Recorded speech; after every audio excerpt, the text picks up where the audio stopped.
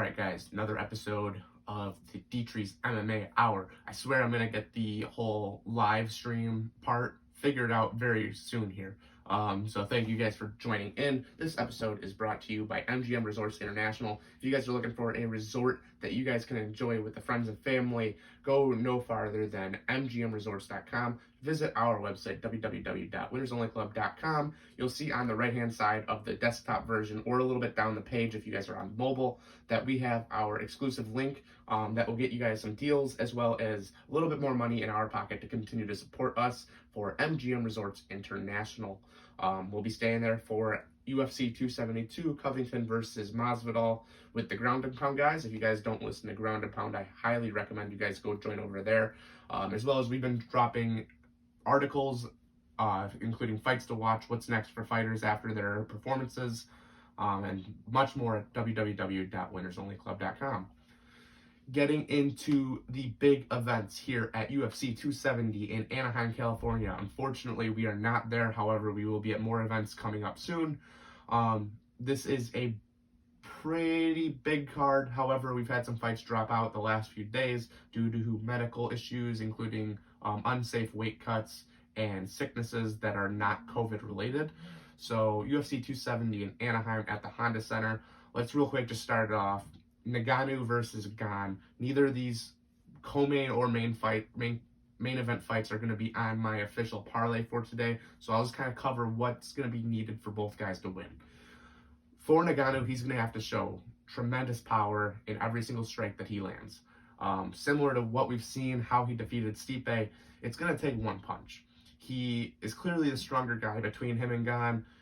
The question is the fundamentals of Gane, who's undefeated, 10-0 in his professional career, going to be too much for Ngannou to overcome.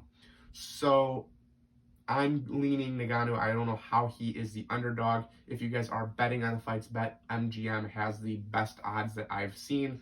And they currently have Ngannou, I believe, at plus 135 is the last time I saw it, down to plus 115. So get over there quick. It seems like the odds are dropping quite rapidly.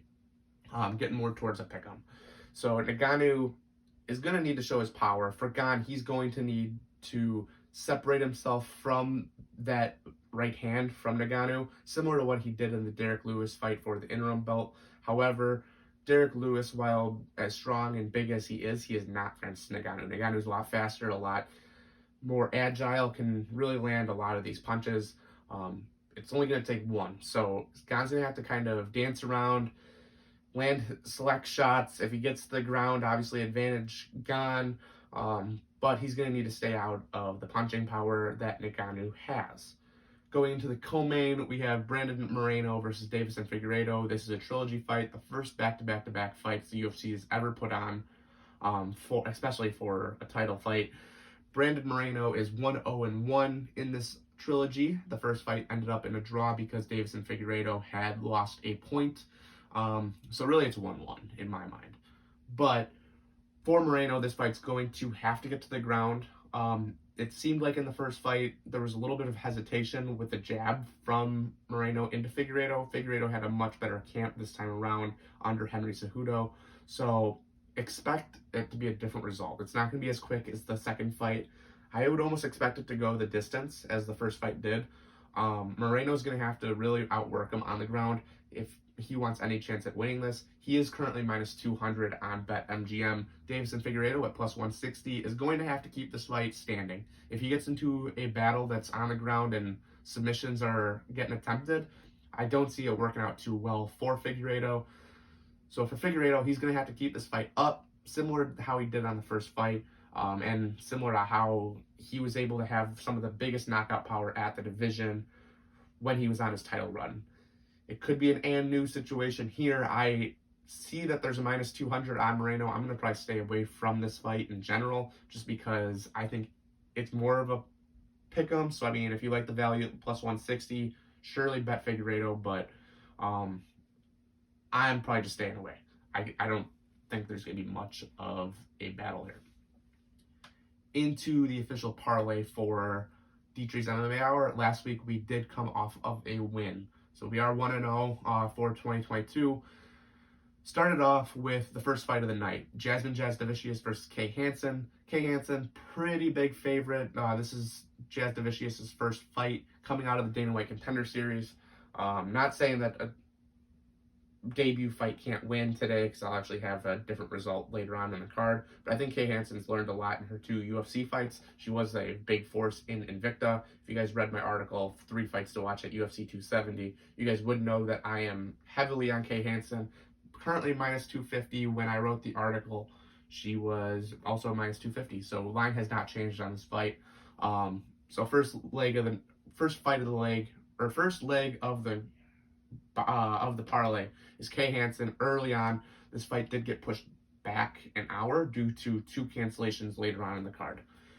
The next fight I really like, Matt Frivola over Valdez. This fight actually got pushed a little bit more into the prelims. Matt Frivola minus 225 over Valdez. I just think Frivola has a lot of positive momentum. He's been in there with a lot of different guys. I like Frivola's value at minus 225. Adding into the parlay, sprinkle some cheddar on it. You guys will like what you see here. Then the next fight doesn't take place for a little while. Jack Della Maddalena, I believe is how it's pronounced, over Pete Rodriguez. I think it just goes by Jack Della. He looked impressive in Dana White's Contender Series. I remember hitting him up right away after his brother and I had a brief conversation. We tried to get him on the show. Things just fell through due to the COVID mandates over in Australia. But Jack seems to be a real big force. He could be a name that you see quite often in 2022 if the COVID restrictions get a little bit better. So expect to see a lot of Jack Della in this fight, and it could be a quick one. Then into the last leg of this parlay, I've been saying it all week. Anytime you have Nurmagomedov inside the storylines, it's going to be a big fight.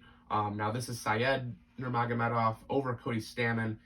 Syed's at minus 200, so the lowest, or I guess the highest odds inside this parlay. So you have Kay Hansen minus 250, Frivola minus 225, Syed minus 200, Jack Della at minus 375.